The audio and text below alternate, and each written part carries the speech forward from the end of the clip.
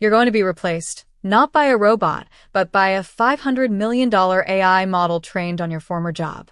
That's not science fiction anymore. It's the new profit center at OpenAI and Microsoft.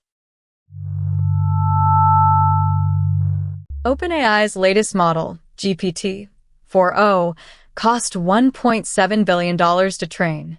But the real return? It's not in voice calls. It's in locking in enterprise contracts at $150 per user per month.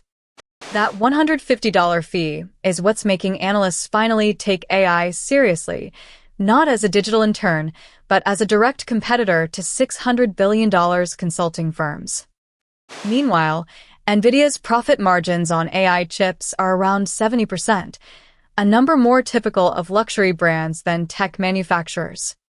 Those margins come from a single ingredient, Nvidia's monopoly on AI training chips, those A100 and H100 GPUs that every startup and Fortune 500 company desperately needs.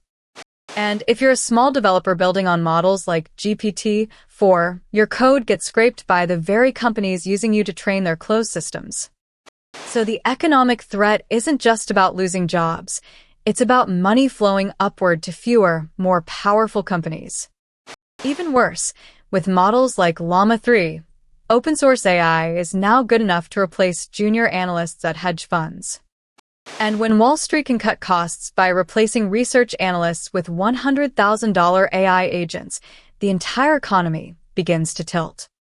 The data flows aren't just shifting, it's channeling wealth to a narrow group of tech firms with control over chips, models, and cloud access. So next time someone tells you AI is just a fancy calculator, ask them, who's really profiting and who's getting left behind?